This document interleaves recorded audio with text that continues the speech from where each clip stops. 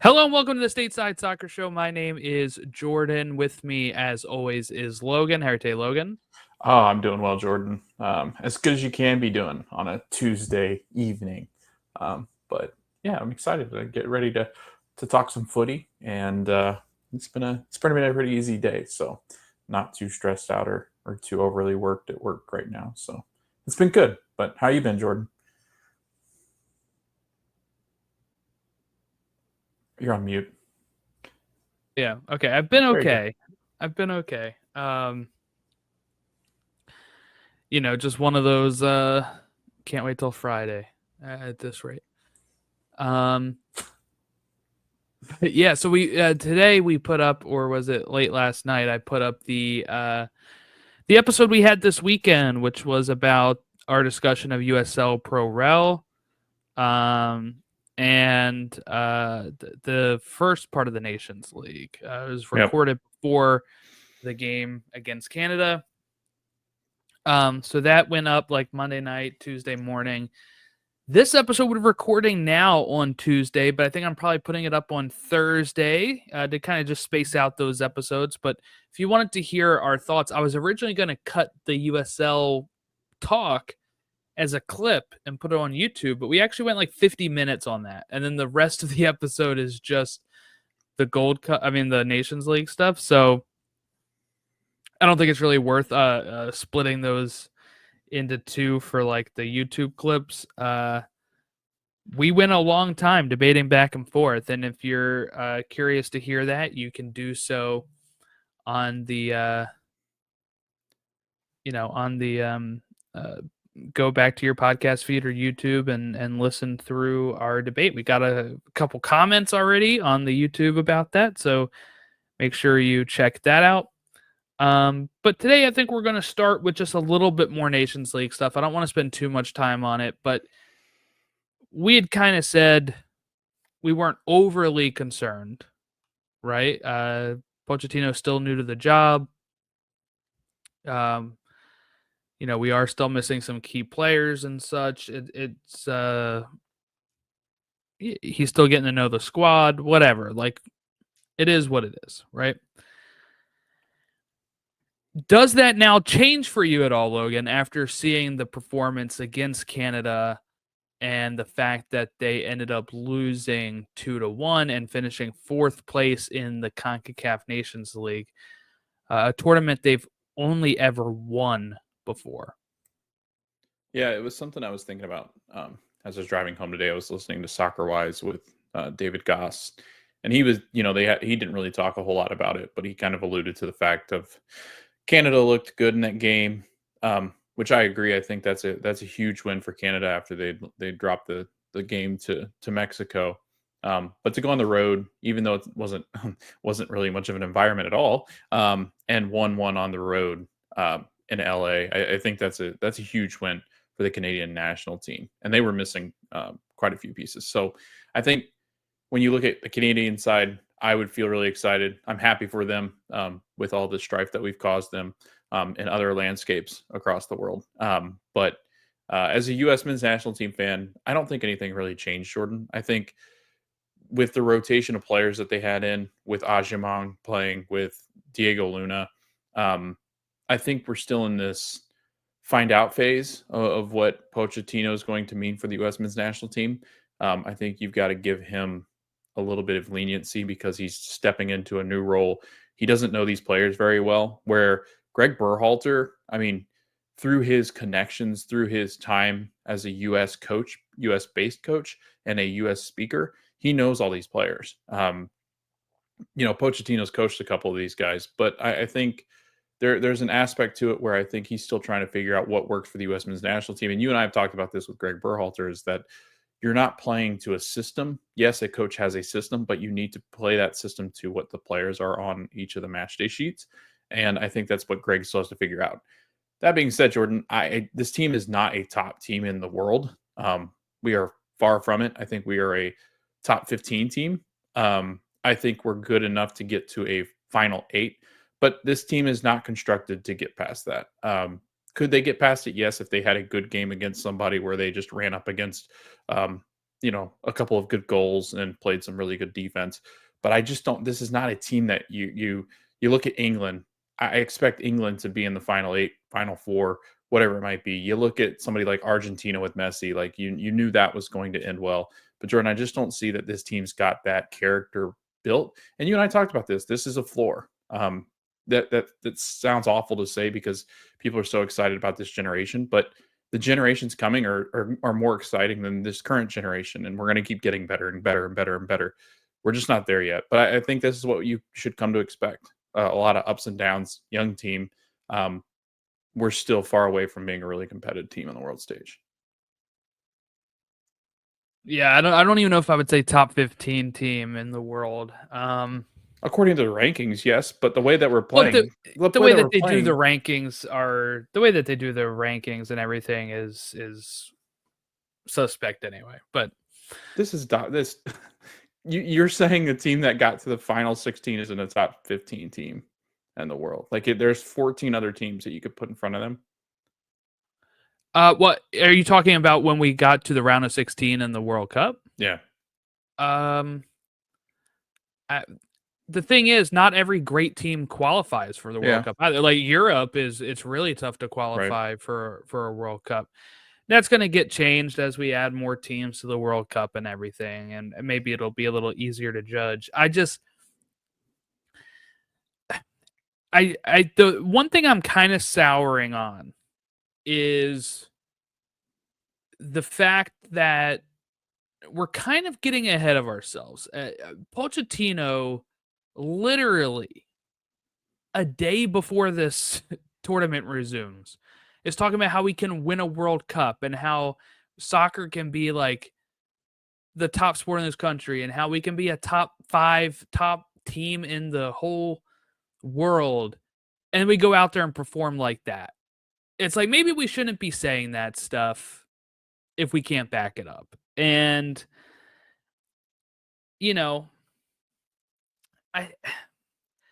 it's kind of a fine line, because I remember everybody getting upset when Klinsmann said we're not going to win the World Cup.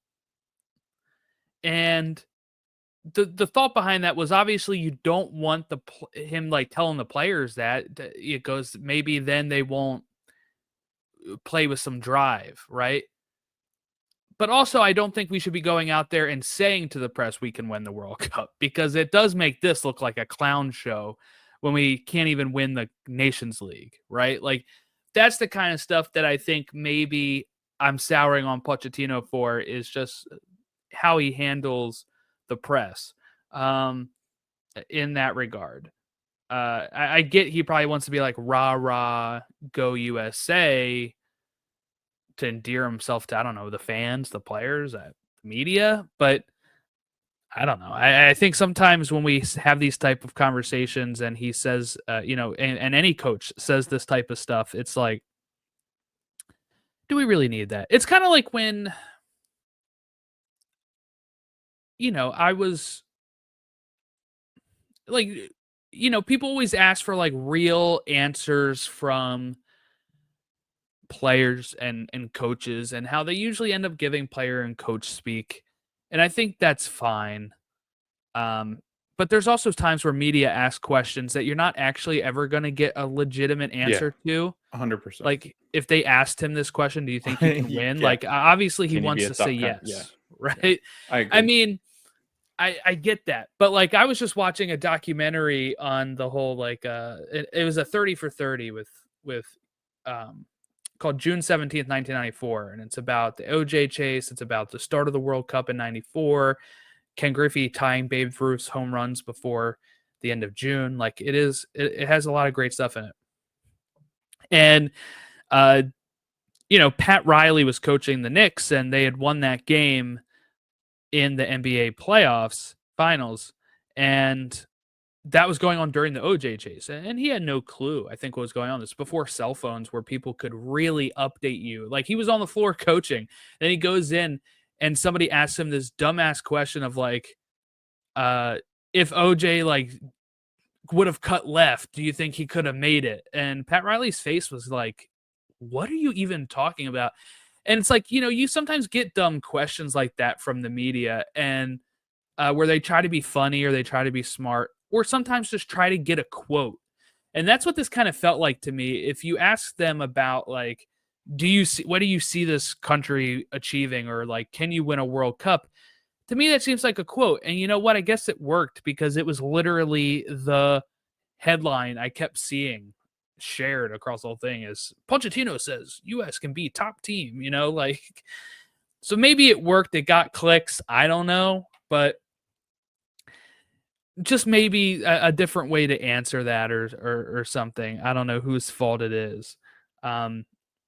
I feel like that's the type of thing you can say after you win the Nations League. Like maybe if you're the manager and you get asked that question, it's like, ask me again after Sunday, and then and then you can answer that if you win. You're like, yeah, we can win the whole effing thing. Like we just won this tournament. Like we're adding, we're feeling good.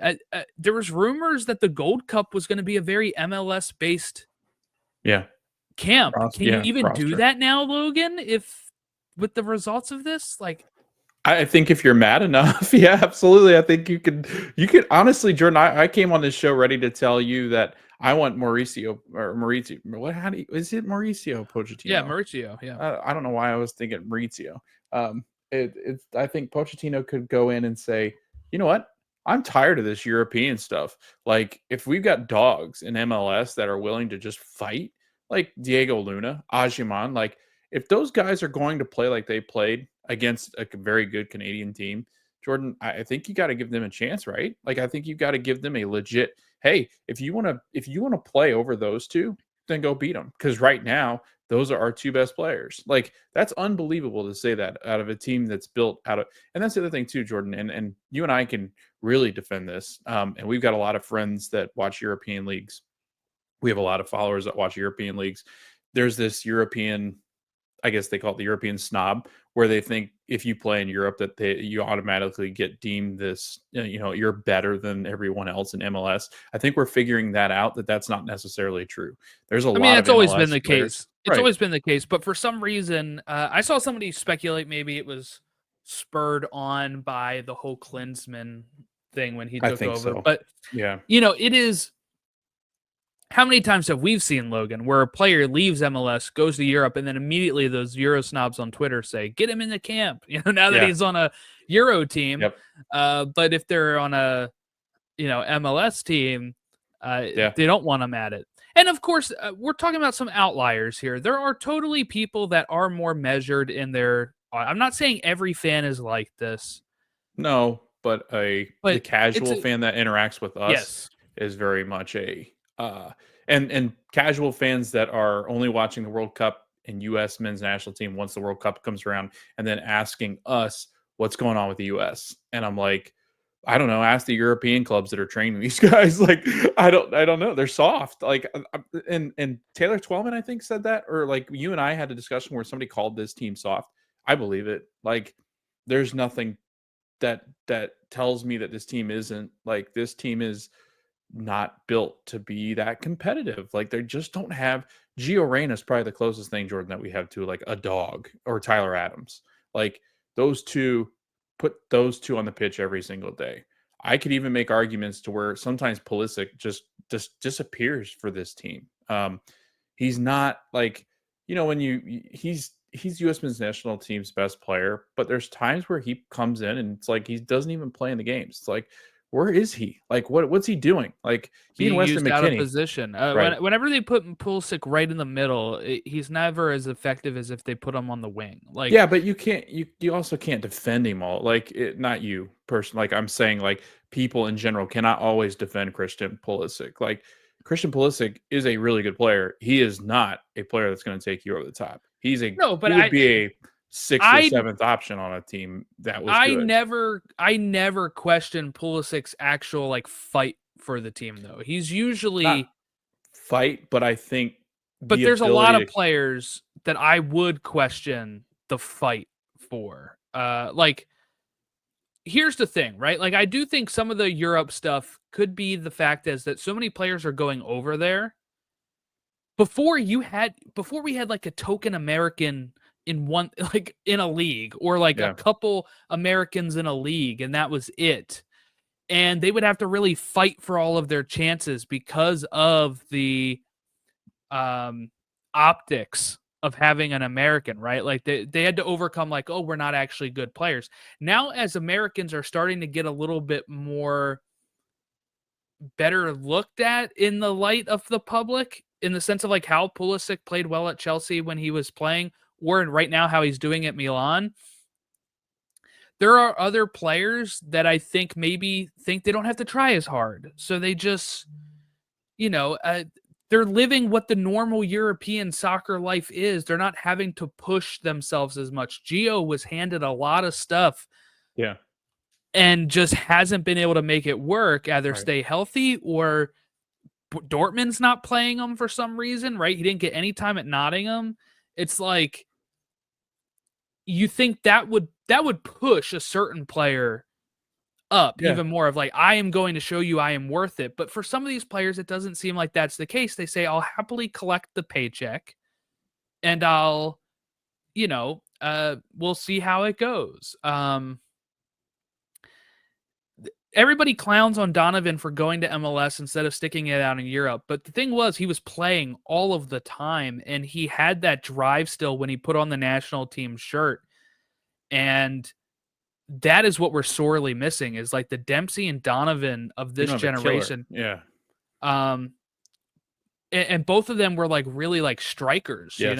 you Goal don't scorers, have a prolific. striker Yeah.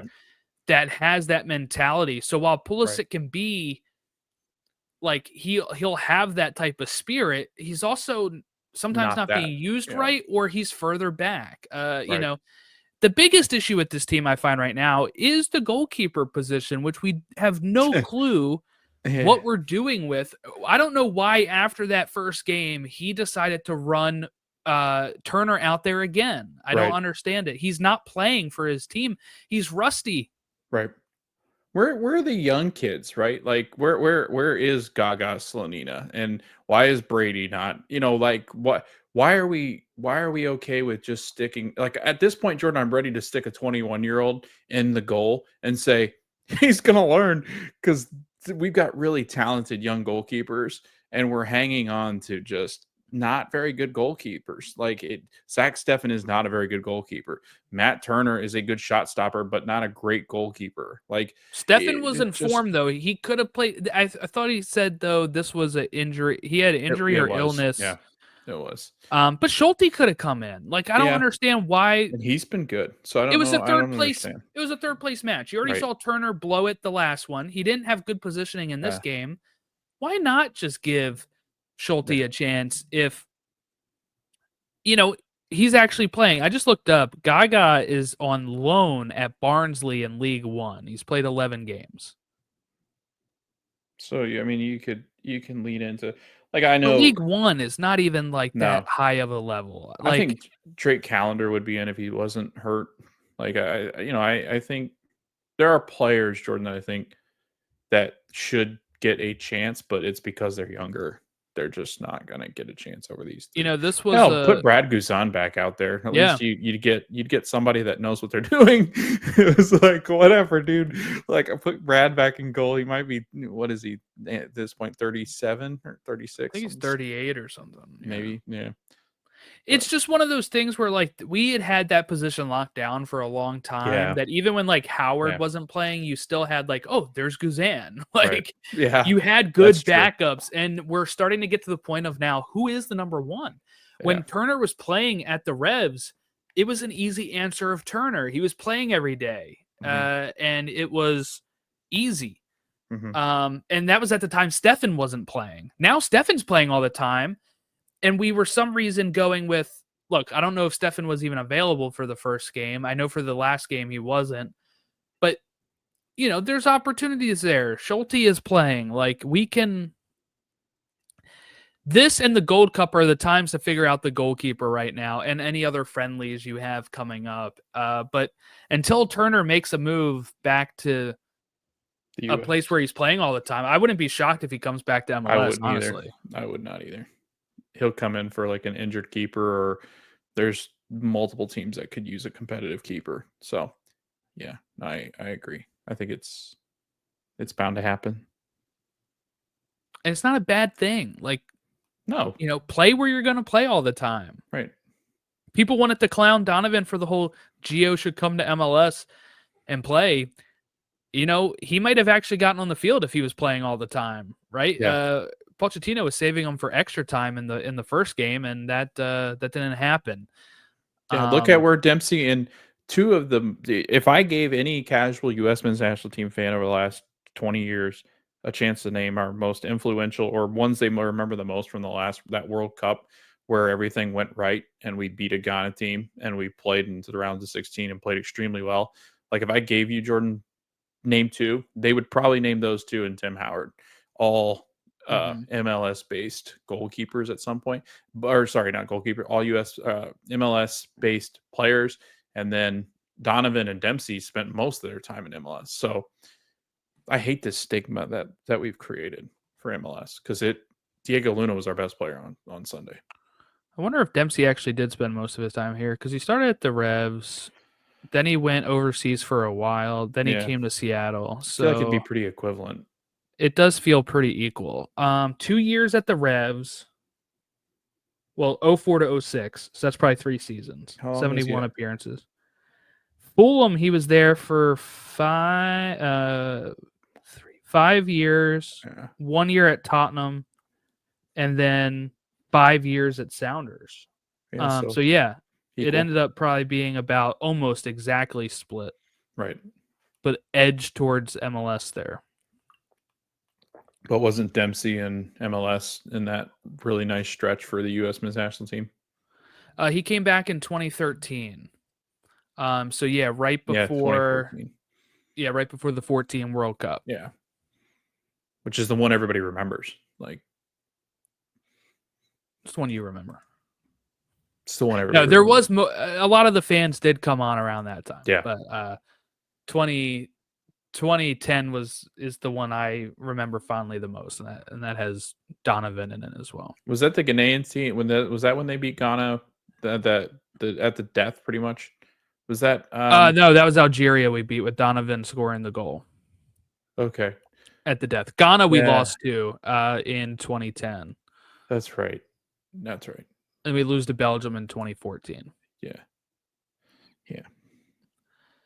All right. Well, that's I guess that's our U.S. men's national team talk for now.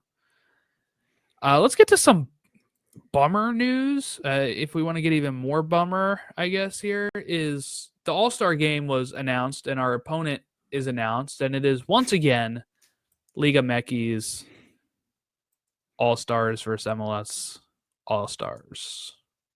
I'm tired of it. It was fun the first year. Then we had it again. Then we moved away from it and had Arsenal, right? And then I think the last 2 years, last year and this year, we're back to Liga MX. Why can we not go Eastern Conference versus Western Conference? The quality is there now. It is. I don't understand. And it gives more exposure to different markets. Like that's an issue that MLS has. I mean, hell, half the time you're watching your team play and not the other because you all play at the same time. So like let Houston have 2 representatives and let the San Jose have a representative. Like the MLB grows because of that. Like people like other players outside of their team because of the All-Star games that they play interconference. This is stupid. I knew this would fire you up, so I included it. I guess my main thought on this with the All-Star game, it's just we play Liga MX all the time now. Yeah. Right? Like the All-Star game, Leagues Cup, CCC. Yeah. Right? Like it was a novelty at first. Now I'm just kind of like, can't we get some other either do East and West? The issue with that is they're worried about, I guess, drawing other people to watch it that are not fans, right? But if you have Messi in it, it should be a big event, right? It should be huge, yeah. I don't know. I just think there's other ways to go about it now. They used to do East and West until they realized nobody was watching it. Then they started doing friendlies the whole time. And then, we kind of got in this Liga MX All-Star rut. Just a bummer. Okay, So Dean Smith got an extension with Charlotte FC, so that was a good thing to see. And they went ahead and won their game, right? They are now second in the East. Philadelphia still standing tall at first. Let's see. Conference standings. It immediately went to Supporter Shield standings. Yeah, second in the East at 10. Yeah, they're tied with everybody else below them with 10. Yeah, there's a lot of teams at 10, right? Yeah. A lot of teams at 10. We know that. We got Miami at 10, Nashville at 10, Chicago, surprise team at 10. But again, still early. We're seeing how this will end up shaking out when it comes to, all the way down the 10th place is 7 points. So it's only 3 points off second. So that's the kind of thing that, it's going to be swinging around crazily for the first couple months here until we start getting more consistency. And I think that's one thing I kind of wanted to talk about with this topic today. They played during an international break. Obviously, we were just talking about the U.S. men's national team for the first 20 minutes of this episode.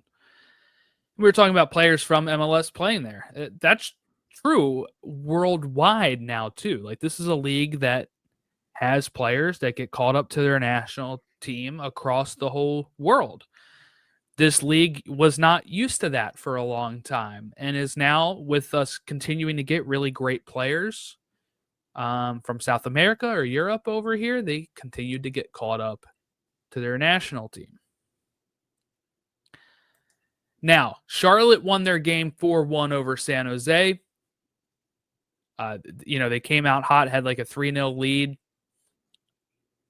You have St. Louis, though, losing to Philadelphia.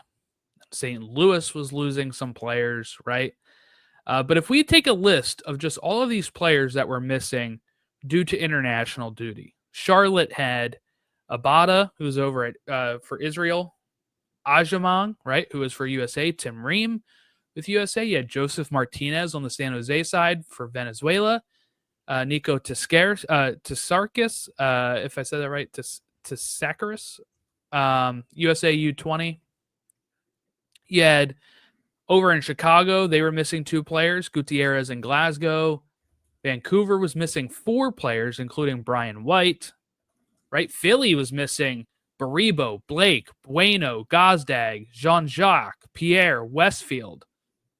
You had St. Louis missing Tyson Pierce, right? We had Orlando missing 3 players, probably for the better on the Galese side. Then you had DC missing 2 players. Nashville missing 4 players. Like 90 players in total. Red Bull missing players. 6. Like, yeah. What if, Logan, a team misses the playoffs by 1 or 3 points and it comes down to these games that are on international duty and they're missing 6 players, 5 players? How are we still playing in international breaks? I really feel like this should be a thing of the past. That's part of the upside if we do shift the calendar, right? They keep saying that we won't play on international breaks in case. Why not just double up some midweek games? Yeah. And not play on these breaks. Right. And you're not losing like national TV broadcasts because a lot of these teams aren't going to play on national TV broadcast anyway because they're all on Apple TV. So like you're losing anything by playing teams midweek, like all these teams midweek. So until Jordan they move, which they will move, they'll like write it down right now. They're 100% going to move to that European style. People can get over it's going to be cold. Well, yeah, but like we cannot compete on the world stage unless we're on the same schedule with everybody else. So it's coming. 90 plus players, Jordan, that feature for MLS teams gone out of the league. Like, could you imagine if you presented that to Premier League fans? They'd be like, "Wait, what? No, let's not do that. We're not doing that." Like like Manchester City's missing 6 players. I mean, not that it'd matter at some point, but Well, you not know, just, and it's it's like, not just 90 players, right? If you're part of international duty, that means you're missing 90 of probably your best players. mhm, Not just 90 players, but 90 of the players that would draw any sort of eyes to the games. yeah. So, yeah, like there's a huge problem. And a lot of times, if your player's not getting called in for international break, it's probably because they're not playing very well. So then it's it's a double edged sword. Like it just they need to switch the schedule. It's going to happen. Like there's no doubt in my mind that it's going to happen. It's just a matter of will it be sooner rather than later. Yeah, we'll see, right? On how that goes. San Jose though did lose to Charlotte. 3 straight losses for San Jose as they now sit 10th place in the West with 6 points. We were really high on them to begin the year. We thought they'd be fun. Here they come, and it's been a little bumpy the last few weeks here for San Jose after a great start for them. So we'll keep an eye on that. But Charlotte continues to keep rolling, and like you said, Dean Smith gets a extension. It seems like he's loving it over in Charlotte now that he can point to it on a map. Yeah. Did you hear his post game? No, I didn't. They win 4-1, and they interviewed him, and they said, what do you have to say about the game? And he goes, and like your contract extension too. And he goes, I don't really want to celebrate it. This isn't a game that you celebrate with. We didn't play well at all. I was like, dude, you won 4-1. You won 4-1. He goes, well, we should have done more against this team. And he said he was really disappointed in the way that they played. I was like, oh my gosh. You know who that reminds me of? Like that reminds me of like the kid in school that gets an A instead of an A plus, and they're like, I could have done better. Yeah. I really could have done better. Yeah. And you're just like, and the rest of the league's looking at him like, shut up, dude. Like, come on. You won 4-1 without Zaha. Like, and you And had Ajaman, and right? No Ajaman. Yeah. Ajaman. And know about it. Like I was like, they were pretty much Abada and Reem were gone. So it's like, man, like you were playing without all these guys really making any of an impact. So like you're winning without 4 of your best players. So yeah, you can't win. But Dean Smith, congratulations on the contract extension. I love Jordan that he didn't know where Charlotte was. Yeah. In that episode, I think it's one of my favorite things that they pretty much just hounded him enough to where he's like, fine, whatever. Like, Yeah. Sure, sounds cool. But Charlotte is a beautiful place. Like, it's a really nice place. So probably not a bad cost of living in the no, Carolinas. it's not too right? bad. No, it's not too compared to bad. some of the Eastern. No, it's more Northeast. expensive, obviously, than like Charleston or not Charlotte. It's more expensive than like the areas around them, like because it's it's the Carolinas. But like Charleston and Charlotte are probably the most expensive in those two states. Chicago hand Vancouver their first loss here. That's right. You read that right. On a weekend where Pochettino has succeeded Greg Berhalter as U.S. coach and crashes out of the Nations League. Greg Berhalter gets the last laugh by taking down Vancouver, one of the best teams in MLS so far in the West, and crawling the fire higher and higher up the table. How good can this Fire team be this year? I mean, I think really good. Greg Berhalter has had success in MLS. We've seen that. His coaches, Jordan, they were presenting the coaching tree. This was really interesting too. The wrap up, where you have Varas, who's with San Diego. You have BJ Callahan, who we will talk about because we'll get to Nashville. But like, and then I guess the goalkeeper coach for Charlotte was also part of Greg Berhalter's coaching tree. And they have the best keeper in all of MLS with Kalina. So, like, Greg Berhalter, he knows what he's doing domestically, at least, with MLS teams. And we're starting to see it might not have been Greg's fault. Totally. So, Yeah, this one was funny to me, Jordan, just because I mean, Chicago Fire, we got a listener, we got a friend, Andrew, that will be thrilled with the way that they're playing. But if you got Hugo Kuipers, who scored 5 out of 5 goals, 5 goals out of 5 games, like that's golden boot worthy, Jordan. And we've seen that if you play well defensively and you've got guys around you like a Brian Gutierrez, like I think you can compete when you are a team that's got a golden boot winner and somebody that is as creative that we've seen with Brian Gutierrez. So it'll be interesting. I think that this Chicago team, I don't think one of the best teams in the East, but I think definitely a playoff team this year. I'll tell you one thing that really got me is this quote from Greg. This is the first time in 16 years that the club has won 3 games in a That's row. nuts. What? Yeah. That's like an crazy. achievement better than winning the Nations League. If you're Greg Berhalter, because it's like, this is a historic club, been around since '96. So we're coming up on 30 years, right? Or it has they're a '98 team, sorry. But we're coming up on 30 years for the Fire, and for 16 in the last 16, that's more than half of their existence. They haven't won 3 games in a row. That's kind of crazy. But yeah, so now Kuipers is 1 goal behind Baribo for Golden Boot. Keep an eye on that. Philadelphia won their game against St. Louis. We talked about that earlier. They end up winning 1-0 in the Bradley Carnell derby here. And Carnell had some words or something with Klaus. I don't know what was going on there, but people were pointing that out on Twitter, that they were kind of like, Klaus's face was not very pleased. I don't know what they could have been arguing about. Like, Jordan, they alluded to, like, have you watched the one you've watched the St. Louis onside one, right? Yeah. Did they do the Bradley Carnell firing on that one? Yes. Yep. Okay. Because they said that it was pretty crazy, like that they showed as much as they did, but also like Bradley Carnell was not happy with the way that the front office, I guess, ran things. So and I think you kind of listen to the business side of Tim Parker's thing. I think that it's probably there's probably some bad blood between those two. But I mean, they gave up their first goal of the season, St. Louis did, against a Union team that was missing a ton of players. So, Jordan, you got to feel pretty good about your Union, at least 5 matches into the season. Yeah, no, good bounce back after losing the last match and kind of unraveling in the last match. So coming out winning 1-0.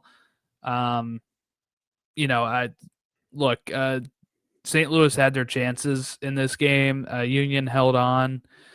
But this is one of the best starts in history for the Union, so you got to feel pretty good if you're a Philadelphia Union fan. But it was one of those, going into it as a little nerve-wracking because of all the people out due to international break. You're like, man, we're going to be missing Blake. We're going to be missing all of these players. Baribo, who's been scoring like crazy for us. Like, can we win? I was ready to write it off if we lost and be like, well, we were missing 6 players. Yeah. Then we won. I was like, all right, that's pretty good. Right. How about Orlando? Yeah. Orlando now making a bounce back, right? They end up winning this game 4-1, which was the second score line like that this weekend. Over DC, a team that's been kind of there, right? They show up to games. Yep, they do. They do, and they play some exciting games. They do. They don't always win. Don't win them. Yeah, they like to 1 draw. win, 3 draws, and 1 loss. Yeah. That's what you're usually getting. -2 goal differential for DC, but they're only 1 point back from Orlando. So really going into this, it was kind of more of a, okay, Orlando, show me what you got. You're a better squad on paper. Can you do it? They go out there and win 4-1. How did you feel watching that one? Yeah, and I was talking to Matt about this, our friend that we've done shows before with, but he's an Orlando City fan as well. And I was talking about it. It's like he goes, "This is kind of abnormal for them, isn't it?" I was like, "Yeah, they never start this well, especially attacking. Like you don't see an attack like this starting out a season on many teams. But I mean, in MLS this year, Jordan, we've had some high-powered offenses or attacking sides. But Orlando City, I mean, if Muriel's playing like he's playing like he could score 15 to 20 goals at this level. You've got Duncan McGuire, who's not even really played much because of his injury. He's just getting back from his shoulder injury when he tore his labrum or rotator cuff, I think it was. And then, you've got probably one of the best players in MLS right now in Pasalic, who is a better player than Facundo Torres. So, I mean, Jordan, with Ivan Angulo and Martin Ojeda playing like a top level number 10, this team, as far as goal scoring, is one of the best in the league, especially with the way that they've added in Pasalic, because I really do. I think that this is probably a top attacking team up there with Miami, up there with a Union team that's playing really well in the attack. Like, this is a good team. Now, defensively, then that's where we start to get into a little bit of a conundrum, because we don't have two starting center backs like that. That's an issue. Pedro Galese is still an issue. So defensively, this is a problem. They've got to go out and get some kind of formidable center back, and I do think that they won't address the goalkeeper situation until after this season. But Pedro Galese is a liability at this point. So I just went back to kind of figure out. I know you were talking about goal scoring wise, but I wanted to look at points wise starts. So we're 5 games in there at 7 points. Do you remember how many points they had last year after 5 games? 4. Yep. A draw, a win, and 3 losses in a row. Yeah, it was bad last season. And goals scored, they had scored 4 in the first 5 games last year. Oh, it was brutal. We went to like 3 straight games and they never scored. it was awful. This let's see, this year, so 2023 was probably actually their best start. They had 2 wins, 2 draws. What is that? 8 points in their first 5. So that's just 1 point less than what they currently have, right? As 7. But they have 13 goals this year. 2023 they had 1, 2, 3, 4, 5 goals. Now again, they only gave up 4 in the first 5. You're giving up 11 this start to this season. So yeah, under Oscar Pereira, this is probably their best start if you include points and goals. Yes. Not points, but points and goals, yes. And then 2022. When did Pereira get there? 23 or 22? 22. No. Usually I thought it shows 21. The coach on here, but it's not showing me the coach. 21, I believe. 21? Oh, okay. Because I've not covered them when he's not been the coach. Because it was Adrian Heath 2020, wasn't it? No, Heath was at Minnesota, I thought, the longest time. So hold on. We've got 2022. They had 6, 7, 8 points and 5 goals, but only giving up 3. Like, that seems to be the thing, is like they're scoring more, but unfortunately, they're also now giving up more than they used to. 2020 is when we'll see how that goes. Pereira took over. 2020 is when he took over? Yeah, because James O'Connor was 2019. Oh, yes. I was trying to figure out who that was a disaster before that. Could not remember. Yeah. I thought FB Ref showed the coach's name, but I don't see it on here. FOTMob does. Oh yeah, it does. FB Ref at the very top, underneath like all their like record, home record, XG, last match, next match, manager. That's what I thought, but you can't click on him. Like it's just. Oh, maybe that's or it's just like the. Yeah, maybe it's. I'm on mobile too, so I don't know how well this is. Okay. because I don't see his name on here at all. Okay, interesting. Yeah, that's so in line with their best starts. Their best start is 8 points twice. This is 7 points plus now scoring 13 goals, but Right. also their worst start defensively, giving up 11 Oh yeah, they in can't a stop long time, at anybody. least under So we got Perea. to score. Yeah. Yeah. Yeah. Is it Gillespie and Schlegel that are the issue with Yeah. giving up Galace. goals, or is Yeah. there more to it? It's Galace, Schlegel. Janssen's kind of lost a step, and he's got a lot to pick up with the mistakes that they make there, because Arujo and Win Cartagena was healthy, and now you have Atuesta. Like, those are good defensive midfielders. You've got probably the top right back in the league right now, with Freeman. So you look at it, it's glaringly obvious that we are really shallow in center back positions. So yeah, I don't know how you fix it. Like, can't get a DP center back because we've got all three of those filled. So Yeah. I don't know. I think you go after a veteran center back at this point. Okay. We also had let's see here. I'm going to start reading off some results so we can get to the game of the week, shame of the week here. You got Minnesota and LA 2-2. Cincinnati and Atlanta finished 2-2. As Atlanta still, both of them, Atlanta and Cincinnati, really still trying to figure out what they are this year. They're both outside of the playoff spots right now with 7 points and 5 points for Atlanta.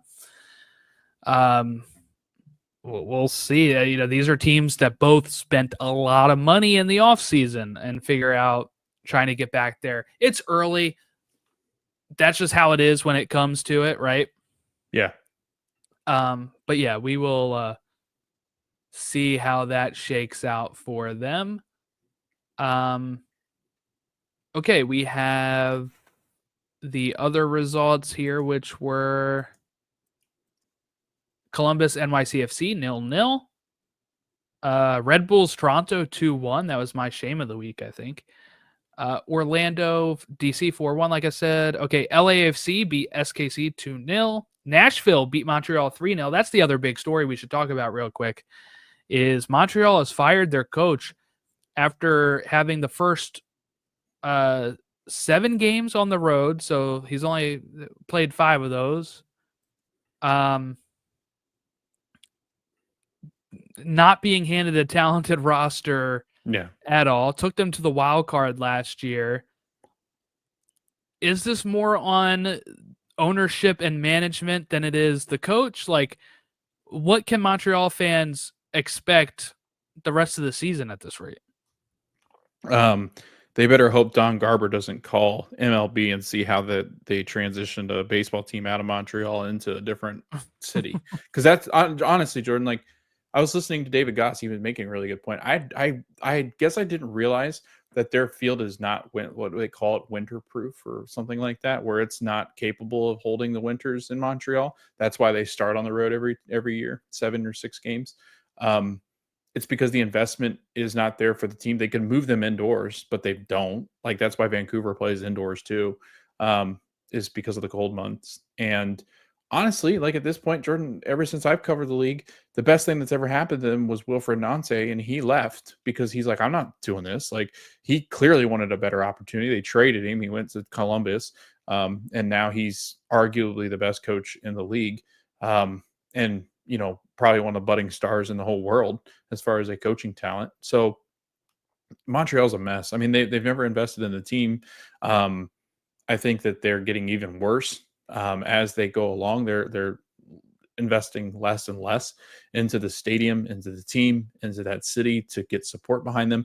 Jordan, they went through that fiasco of rebranding when you and I covered them, and they haven't really corrected that and righted the ship on that one either. It's just everything screams that MLS might look into that situation and say, could we see about possibly moving this team, and how does that work? Because I really do. I don't know what you do at this point. Like, I don't know.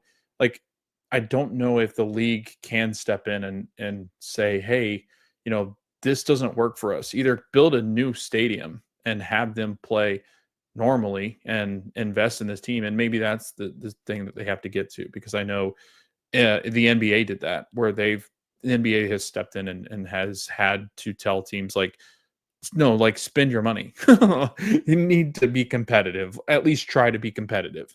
And that's become a big thing in a lot of sports, Jordan, is where these very rich owners spend pennies on the teams that they buy. It blows my mind that the Cubs have awful owners. They're a big market team, but they have some of the cheapest owners and some of the richest owners, if that makes any sense. So I hate this so much for the team, the city, the coaches, the staff there.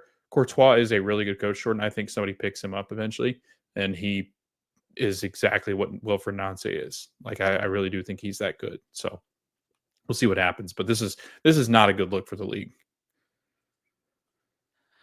No, I mean, I wouldn't even say that like the worst part about this is the stadium situation. It's like, for me, part of it is definitely it's the squad, right? Like, Yeah. why are you not spending money and bringing them, and not even like spending money at the way of like Atlanta and stuff, but even just see like what Philly has brought in with how little they spend, Right. right? Yeah. And that they still end up being competitive. This team, you know, you're asking a lot of the coach here. You're asking a big amount from the coach here to actually get this team in any sort of good spot if what you're going to do is not spend or refresh the squad, and you're firing them this early in. So I don't know. I don't know where to go from here. So all right. We also had Seattle and Houston draw 0-0. There was Portland 3-0 over Colorado, Dallas 1-0 over RSL. And like we mentioned earlier, Chicago won 3-1 over Vancouver. On Sunday, which was branded Sunday Night Soccer at 4 o'clock for some reason, we had Austin and San Diego. Austin beating San Diego 2-1. So both teams that were really hot in the West, Vancouver and San Diego, end up dropping points this weekend. Let's go to our game and shame of the week. Here's the schedule for this weekend. Saturday, March 29th, New England and New York Red Bull will face off at 2:30. Also at 2:30, it's Toronto and Vancouver. At 4:30, we have Colorado and Charlotte. 7:30, we have 3 matches: Atlanta, NYCFC, DC and Columbus, Miami, Philadelphia. Then at 8:30, we have 4 matches: Chicago and Montreal, Dallas and SKC, Minnesota RSL, and Nashville Cincinnati. We have a 10:30 match: LA Galaxy versus Orlando City, San Diego LAFC, and San Jose Seattle. Sunday, we have 2 matches: 2:15, St. Louis and Austin face off, and then Portland and Houston at 7 o'clock on Sunday Night Soccer.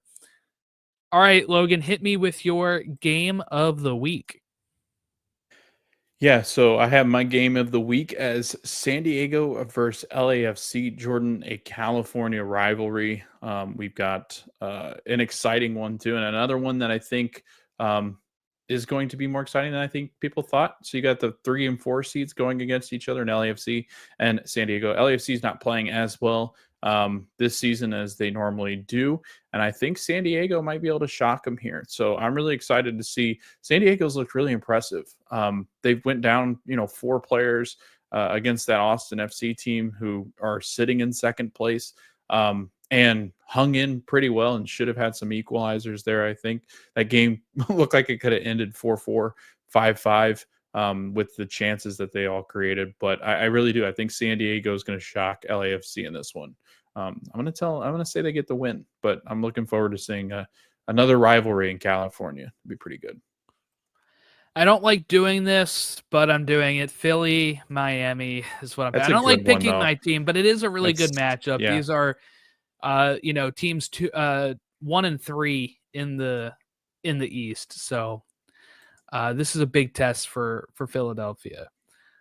So we'll see how that shakes out. Okay, how about shame of the week? The game that nobody should turn on, and I think your answer is not really a great indictment on Sunday Night Soccer. That's what I was going after, Jordan. That was my whole pitch around this. Can we do something Flex where them? we flex them? Yeah, can we flex games from now on? I get it, the league has to Hey, know how to, Portland's 9th. but They're in a playoff spot. yeah, but you got the 13th place Houston coming in town. It's just I get it. You can't flex it because you got scheduling issues and all sorts of different things. But can we at least, and I hate that NBA does this, but it usually ends up being a pretty good game because usually the bigger market teams win out. Put one of the big market teams in it. I don't know. That sounds awful, and I know people are going to get after me for that one because Orlando's not a big market. But if you throw Atlanta on Sunday Night Soccer for a while, they're probably going to be a good game with whoever they play. So I don't know. I just found that this poor Sunday Night Soccer, they're just trying to get this thing off the ground, and they have one of the worst matchups you could have early in the season. That's just not fun. So we'll see. But I actually think that might be a fun game. I think Portland and Houston are fun to watch. They're just not really.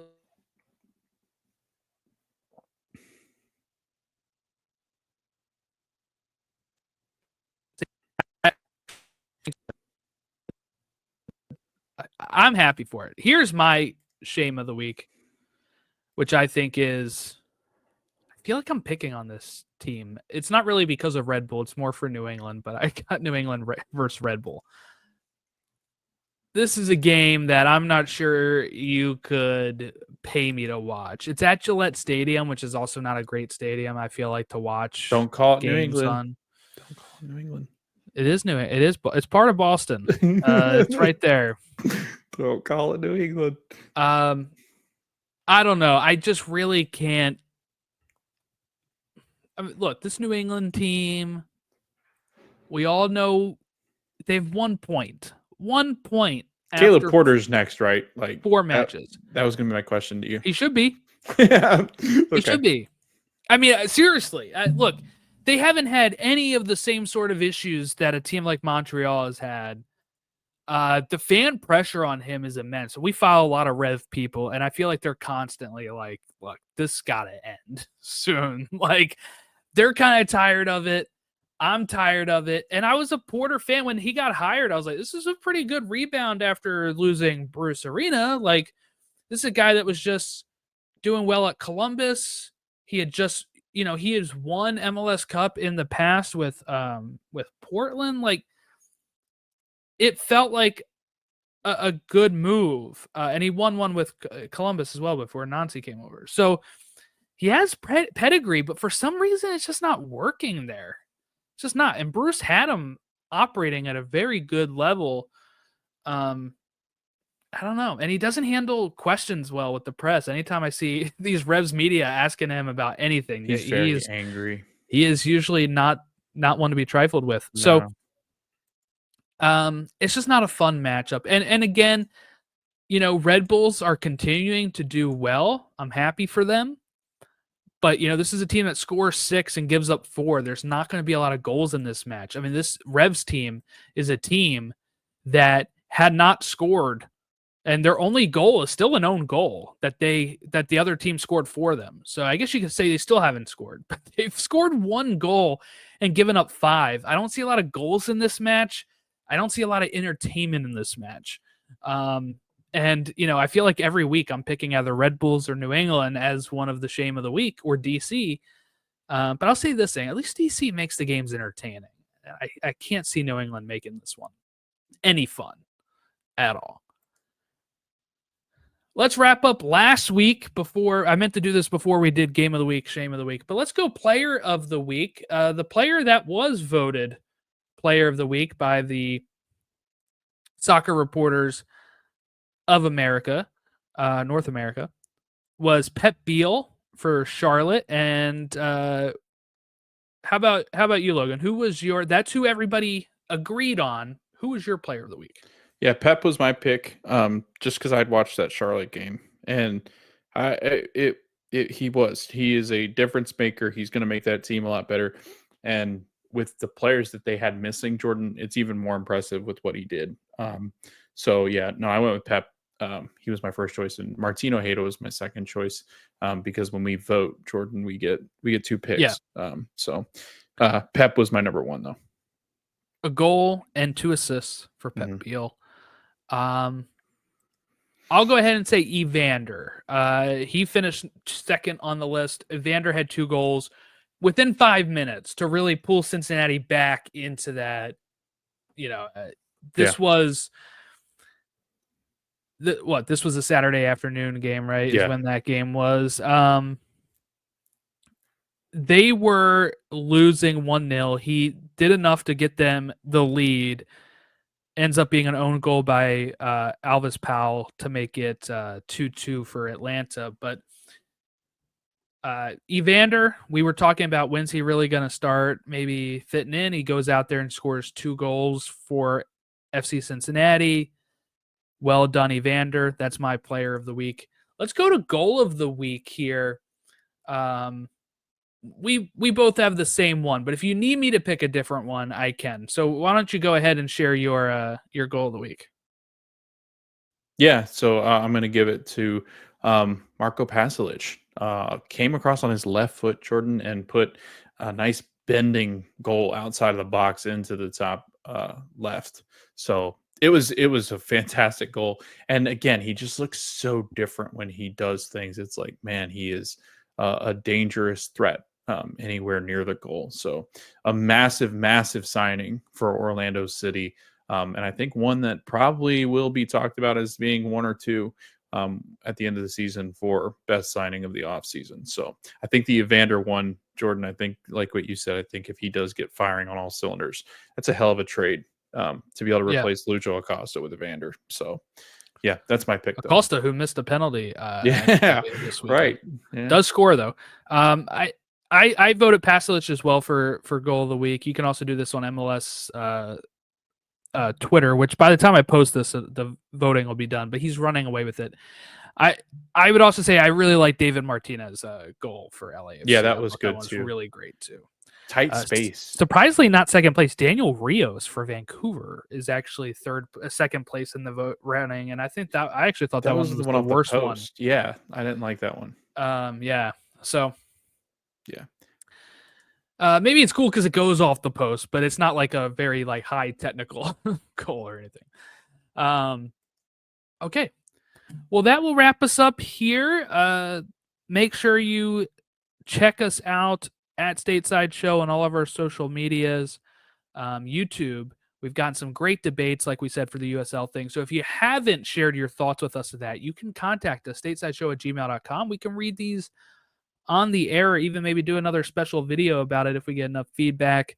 The Twitter polls were really great. We've had comments on Twitter about it, comments on YouTube about it.